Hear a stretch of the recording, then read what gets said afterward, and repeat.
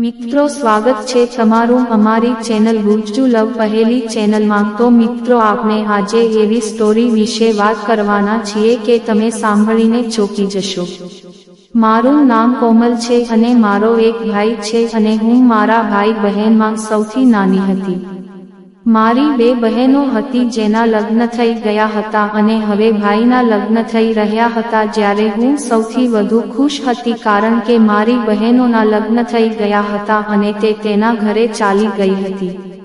હવે મારી ભાભી આવવાની છે આ વિચારીને મને ખૂબ આનંદ થતો હતો। મારા ભાઈના લગ્નના દરેક ફંક્શનમાં મેં મારી ભાભી સાથે બેસીને ફોટો પડાવ્યો હતો, પરંતુ વિદાય પછી મારી આંખોએ જે જોયું તે હું માની શકતી ન હતી। લોન્ચમાં ભાભી દુલ્હન બની બેઠી હતી જ્યારે બધા મહેમાનો ચાલ્યા ગયા હતા।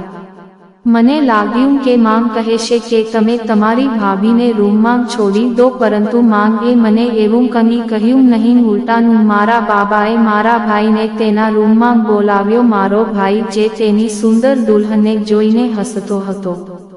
બાબાએ તેમને બોલાવ્યો ત્યારે તે ચૂપચાપ તેમના રૂમમાં ચાલ્યો ગયો। જ્યારે હું મારી ભાભી પાસે બેસીને વાતો કરવા લાગી, તે બહુ સારી દેખાતી હતી। તે મારા અભ્યાસ વિશે પ્રશ્નો જવાબ કરવા લાગી। તે સમયે હું 12મા ધોરણમાં ભણતી હતી। મેં મારી ભાભીને મારા મિત્ર વિશે કહેવાનું શરૂ કર્યું, પરંતુ તેની નજર વારંવાર બાબાના રૂમના બંધ દરવાજા પર પડતી જતી હતી। માતા પણ તેના રૂમમાં જઈને સૂઈ ગઈ હતી। બસ હું જ ભાભી પાસે બેઠી હતી। હું સમજી શકી નહીં કે ત્યાં આટલી વહેલી શા માટે સૂઈ ગઈ હતી। જો કે માંગ લગ્ન પર ખૂબ જ ખુશ હતી, પરંતુ ભાભીના ઘરે આવ્યા પછી મને તેનો મૂડ ખૂબ જ ખરાબ લાગી રહ્યો હતો। મારી પરિણીત બહેનો પણ ખરાબ મૂડ સાથે હોલમાંથી ચાલી ગઈ હતી। તે દુલ્હનનું સ્વાગત કરવા પણ આવી ન હતી। થોડા સમય પછી સામેના રૂમનો દરવાજો ખુલ્યો। ભાઈ ચૂપચાપ રૂમમાંથી બહાર આવ્યા અને મને ભાભી પાસે બેઠેલી જોઈને કહેવા લાગ્યા, તમે સૂવા ન ગયા? તમારા રૂમમાં જાઓ અને સૂઈ જાઓ। મારા ભાઈની વાત સાંભળીને મને ખૂબ જ નવાઈ લાગી કે તે આટલા સખ્ત સ્વરમાં વાત કેમ કરે છે, પણ એ પછી ભાઈએ ભાભીને જે કહ્યું તે સાંભળીને મને નવાઈ લાગી। ભાઈ કહેવા લાગ્યો કે તમે બાબાના રૂમમાં જાઓ, તે તમને બોલાવી રહ્યા છે। હું મારા રૂમ તરફ જતી હતી કે આ સાંભળી મારા પગલાં ત્યાં જ અટકી ગયા। મેં પાછળ ફરીને જોયું કે ભાભી પણ ભાઈ સામે જોઈ રહી હતી કે તે તેમને શું કહે છે। કઈ દુલ્હન તેના લગ્નની પ્રથમ રાત્રે તેના સસરાના રૂમમાં જાય છે। એક વધુ વાત કે મારી માંગ અને બાબા અલગ અલગ રૂમમાં સૂતા હતા। હું સાંભળું કે ભાભી શું જવાબ આપે છે।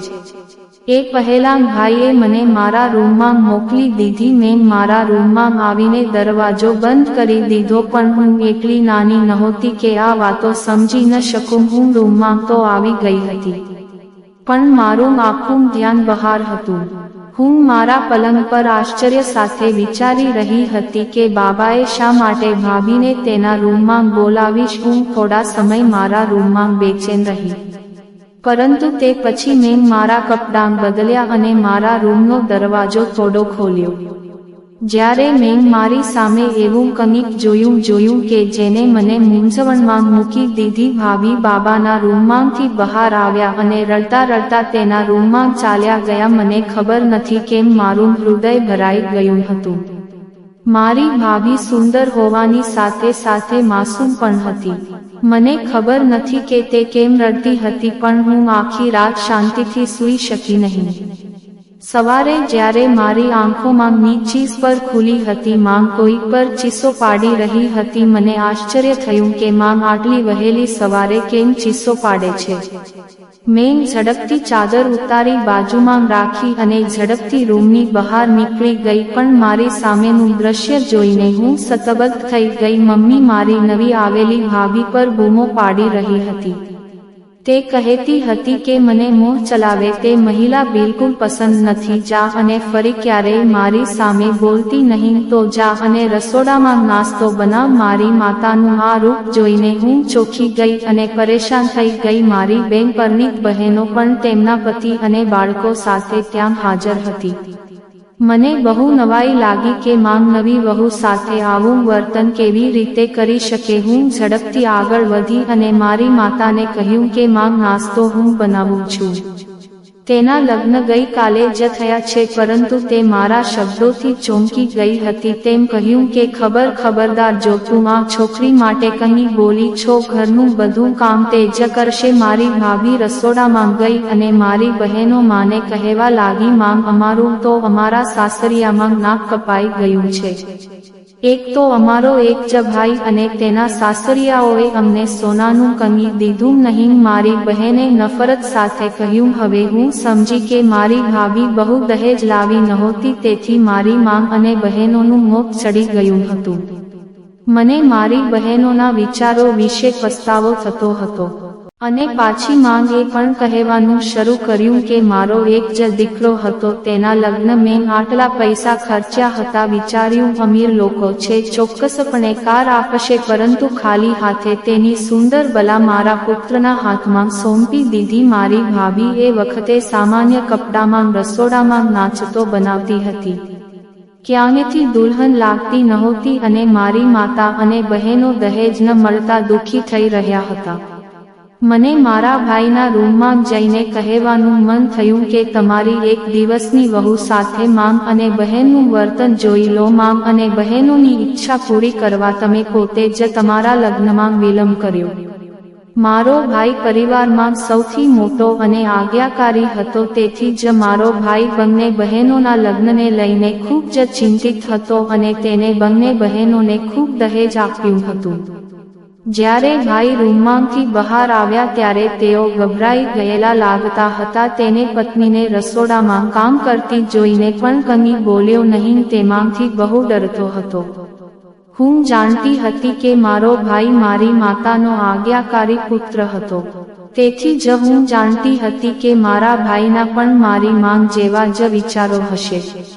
હમણાં જ મને એ વિચાર પર અફસોસ થયો કે જ્યારે બાબા તેમના રૂમમાંથી બહાર આવ્યા ત્યારે તેઓ ખૂબ જ ખુશ દેખાતા હતા। બાબાને જોઈને મને યાદ આવ્યું કે મારી ભાભી દુલ્હનનો વેશ ધારણ કરીને રાત્રે બાબાના રૂમમાંથી રડતી રડતી બહાર આવી હતી। મને લાગ્યું કે કદાચ બાબાએ પણ ભાભીને ઓછા દહેજ માટે ટોનો માર્યો હશે, પણ વાત જુદી હતી। ત્યારે અમે નાસ્તાના ટેબલ પર બેઠા ત્યારે મારા પિતાને જોઈને મારી ભાભીનો રંગ ઉડી ગયો। તે ખૂબ જ નર્વસ હતી। ભાભીના ચહેરાના હાવભાવ જોઈને આશ્ચર્યચકિત થઈ ગઈ હતી અને બાબા હસતા હતા। હવે તો ભાભી સાથે બધાને એવું જ વર્તન શરૂ થઈ ગયું। તે આખો દિવસ ડરેલી રહેતી, તે આખો દિવસ કામ કરતી અને રાત્રે જ્યારે ભાઈ ઘરે આવે ત્યારે તે બાબાના રૂમમાં ચાલ્યા જતા અને જ્યારે તે બહાર આવે ત્યારે તે ભાભીને સંકેત આપતો કે તે બાબાના રૂમમાં ચાલી જાય। તે બિચારી છોકરી તકલીફમાં બાબાના રૂમમાં જતી, પણ જ્યારે તે રૂમમાંથી પાછી આવતી ત્યારે તેને પરસેવો થતો અને રડતી રડતી તેના રૂમમાં જતી। પછી હું તેના રૂમમાંથી તેનો અવાજ સાંભળતી, જેમ કે તેને ઉલટી થાય છે। તેને જોઈને એવું લાગતું કે જાણે તેને ખૂબ ખરાબ ફીલ થાય છે। આખો દિવસ મારી માંગ મારી ભાભીનું જીવવું હરામ કરી નાખતી અને રાત્રે તે 2 કલાક માટે બાબાના રૂમમાં ચાલી જાતી અને પછી જેવી તે પાછી આવતી ત્યારે તે તેના રૂમમાં જઈને સ્નાન કરીને પાછી આવતી। મને નવાઈ લાગી કે બાબા કેમ તેને પોતાના રૂમમાં બોલાવે છે અને શા માટે ભાઈ ભાભીને ઈશારાથી બાબાના રૂમમાં મોકલે છે અને મારી માને પણ કોઈ વાંધો નથી। એકવાર મારી ભાભી ઘણા બધા વાસણો ધોતી હતી। હું મારા રૂમમાં હતી, પણ મને મારી ભાભીની ચિંતા થવા લાગી। તેને આંખોમાં આ સતત આંસુએ મને ખૂબ જ દુઃખ અપાવ્યું કે શું દહેજ આપવું એ સ્ત્રી માટે આટલી મોટી વાત છે। મેં જોયું તો રાતના 1 વાગ્યા હતા। મને ખબર હતી કે બધા સૂઈ ગયા હશે, એટલે હું મારી ભાભીને મદદ કરવા રસોડામાં ગઈ, પણ મેં રસોડામાં જે જોયું તેનાથી હું સદબત થઈ ગઈ। મારી ભાભીના હાથમાં મોબાઈલ હતો અને તે કોઈની સાથે વાત કરી રહી હતી। તે મોબાઈલ ભાઈનો હતો. મને થયું તે ચોરી છુપે ભાઈનો મોબાઈલ લાવે છે અને તેના પરિવાર સાથે વાત કરે છે. મારી ભાભી તેના કાકાના ઘરે રહેતી. તેના માતા પિતા તો મૃત્યુ પામ્યા હતા અને ભાભીના કાકાએ ભાભીનો સંબંધ તેમની અસલી દીકરી કહીને નક્કી કરી લીધો હતો. પરંતુ લગ્નમાં ભાભીને કંઈ આપ્યું ન હતું, જેના કારણે મારી માંગ અને પરિવારના સભ્યોનું વર્તન તેની સાથે ખૂબ જ ખરાબ હતું. પછી એકવાર ભાભીએ મને કહ્યું કે તેની કાકી તેની સાથે ખૂબ ખરાબ વર્તન કરતી હતી. તે તેમને ખૂબ જ ત્રાસ આપતી હતી. ભાભીની કાકીને પોતાની 3 દીકરીઓ હતી, તો તે ભાભીને શું દહેજ આપશે અને જે મારા ભાભીના પિતાનો હિસ્સો હતો તે તેના કાકાએ પહેલેથી જ પોતાના કબજામાં લઈ લીધો હતો. એ બિચારી ત્યાંથી પણ સહન કરીને જ આવી હતી. પણ તે આ સમયે કોઈની સાથે વાત કરતી હતી, કારણ કે તેના લગ્ન પછી તેના કાકા કાકીએ પણ તે કેવી હાલતમાં છે તે જોવા પાછળ વળીને જોયું નથી. પછી મને એવું લાગ્યું કે તે જેની સાથે વાત કરી રહી છે તે કોઈ પુરુષ છે. આમ તો મારી ભાભી સાથે અહીં પણ સારું વર્તન કરવામાં આવ્યું ન હતું.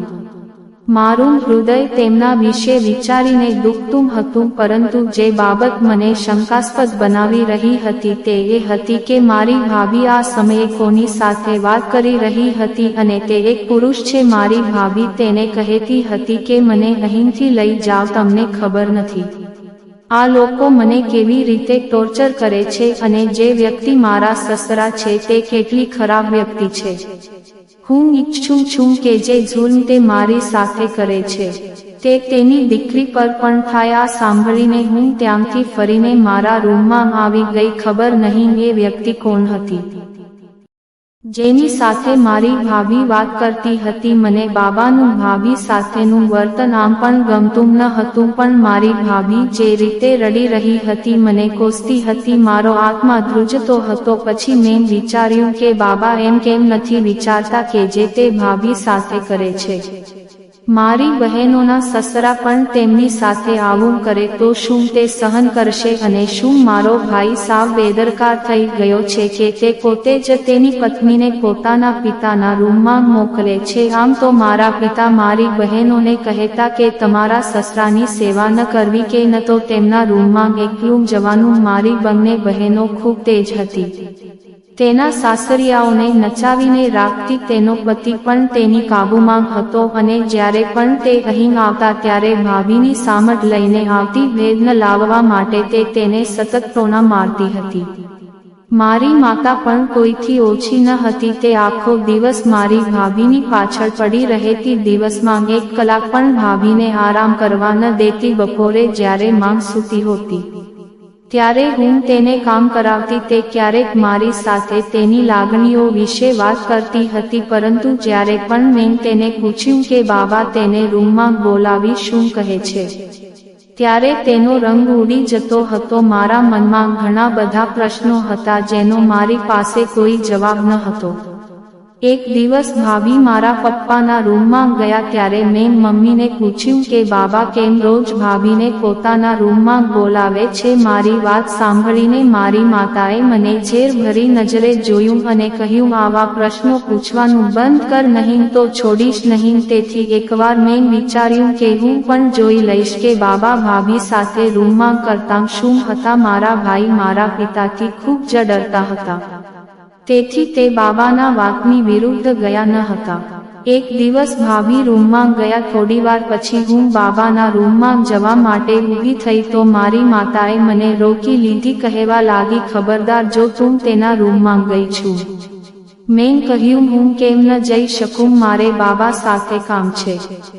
માને કહ્યું, જ્યાં સુધી તારી ભાભી રૂમમાં છે તમે ત્યાં જઈ શકશો ને? ચાલ તારા રૂમમાં જા. પણ એક રાત મારી આંખોએ જે જોયું તે હું કલ્પી પણ ન શકી. હું રાત્રે રસોડામાં જવા લાગી. હું લોન્ચમાંથી પસાર થતી હતી, રસોડા તરફ જવા લાગી હતી તો લોન્ચનો દરવાજો સામે ખુલ્લો હતો. રાત્રે દરવાજો કોણે ખોલ્યો તે હું વિચારવા લાગી. જ્યારે હું દરવાજેથી બહાર આવી ત્યારે મારી ભાભી આંગણામાંથી પસાર થઈ રહી હતી અને ટેરેસ પર જઈ રહી હતી. હું આશ્ચર્ય પામી રહી હતી કે તે આ સમયે ટેરેસ પર શું કરી રહી છે, તેથી હું પણ તેની પાછળ ગઈ. હું ચૂપચાપ મારી ભાભીને જોતી હતી તો તે કોઈ યુવાન છોકરાને ગળે લગાવીને રડી રહી હતી. આ જોઈને હું શ્વાસ લેવાનું ભૂલી ગઈ હતી અને તે માત્ર એટલું જ કહી રહી હતી કે મને અહીંથી લઈ જાવ, હું અહીં રહેવા માંગતી નથી. પણ આ વ્યક્તિ કોણ હતો? શું તે ભાભીનો કોઈ પ્રેમી હતો? હું પાછી આવી. હું ખૂબ નર્વસ હતી કે આ બધું શું થઈ રહ્યું હતું. એક તરફ મારી ભાભી જુલ્મ સહેતી અને બીજી તરફ આ શું રૂપ હતું. હું કશું સમજી શકતી નથી. પહેલા તો મેં વિચાર્યું કે મારે બધાને જગાડી અને મારી ભાભી વિશે સત્ય જણાવવું જોઈએ. હું મારા રૂમમાં પાછી જવા માટે લોન્ચમાંથી પસાર થઈ, પણ સામે મારો ભાઈ ઊભો હતો. તેને જોઈને મારો જીવ નીકળી ગયો. તેણે મને પૂછ્યું, તમે આ સમયે અહીં શું કરી રહ્યા હતા? હું શું જવાબ આપું? તેની મૂંઝવણમાં હતી. મેં કહ્યું, મને ઘૂંટ થતી હતી.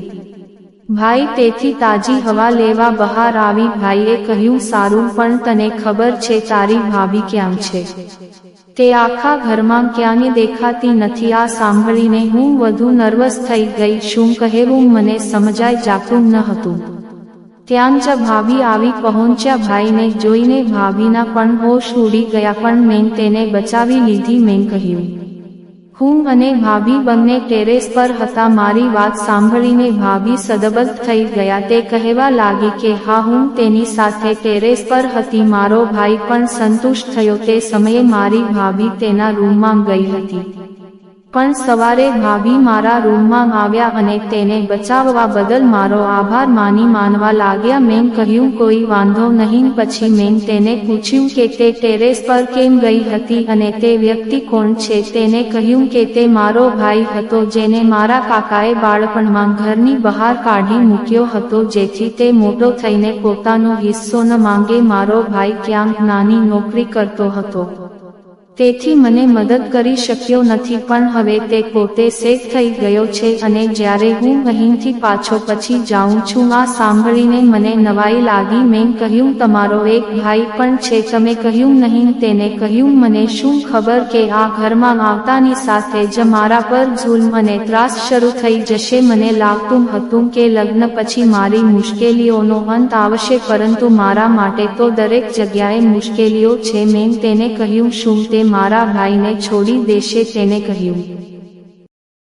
તમારો ભાઈ મારા માટે બોલતો નથી, કોઈ અવાજ ઉઠાવતો નથી. હું આવા વ્યક્તિ સાથે જીવન કેમ વિતાવું? અને તે સાચું પણ હતું. પછી તે કહેવા લાગી, તમારા પિતા પણ સારા વ્યક્તિ નથી. હું તેનું કીધું કરી શકતી નથી. મેં કહ્યું, બાબા તમને શું કરાવે છે? મારી વિનંતી પર તેને કહ્યું કે કોઈ દિવસ તમને મોકલીશ. મેં મારી ભાભીને કહ્યું કે આજે હું તમારા કપડાં પહેરીશ અને બાબાના રૂમમાં જઈશ. તમે મારા રૂમમાં દરવાજો બંધ કરીને બેસી જાવ. તે માની ગઈ અને હું રાત્રે ભાભીના કપડાં પહેરી તેના રૂમમાં ચાલી ગઈ. પણ મેં મારો ચહેરો ઘૂંઘટમાં છુપાવી દીધો. મને જોઈને મારા પિતાએ વિચાર્યું કે હું ભાભી છું. ત્યારે મારા બાબાએ કહ્યું કે કાળો જાદુ શીખી રહ્યો છું, તો મને આ જીવિત મુર્ગીઓ કાપીને આપ, મને ગ્લાસમાં તેમનું લોહી આપ. આ સાંભળીને હું પણ ચોંકી ગઈ. મારા પિતા કયો કાળો જાદુ શીખે છે? બાબાએ 3 મુર્ગીઓને બહાર કાઢી અને કહ્યું કે તે તેમને કાપીને એક ગ્લાસમાં તેમનું લોહી કાઢી આપ, હું પીવીશ. પછી તેને કહ્યું કે આજે છેલ્લો જાદુ છે, તે પછી હું આત્માઓ સાથે જે ઈચ્છું તે કરી શકીશ. આમ કહી તેને કંઈક પડવાનું શરૂ કર્યું, પણ મેં મરઘીઓ સાથે આવું કંઈ નહોતું કર્યું, કારણ કે હું નહોતી ઈચ્છતી કે મારા પપ્પા આવો કાળો જાદુ શીખે. કદાચ મારી ભાભી આ કારણે નર્વસ હતી. પછી સ્નાન કરતી હતી. મેં મારો દુપટ્ટો ઉપાડ્યો તો બાબા મને જોઈને સદબદ થઈ ગયા. મેં કહ્યું, હું તમને આવું કંઈ કરવા નહીં દઉં, આ ખોટી વાત છે. મારા બાબા મને જોઈને આશ્ચર્યચકિત થઈ ગયા. કહેવા લાગ્યા, તું અહીં શું કરે છે? મેં કહ્યું, હું જાણી જોઈને ભાભીને રૂમમાં બંધ કરીને અહીં આવી હતી, જેથી તમને આ ખોટું કરતાં અટકાવું. મેં કહ્યું, બાબા આવા ખોટા મંત્રો બોલવા એ બહુ મોટું પાપ છે. તમે પાપી બની ગયા છો આમ કહી હું રડવા લાગી. તેને કહ્યું હું આ દોલત માટે કરતો હતો અને મારા કહેવાનું પરિણામ એ નીકળ્યું કે બાબા કામથી દૂર હટી ગયા.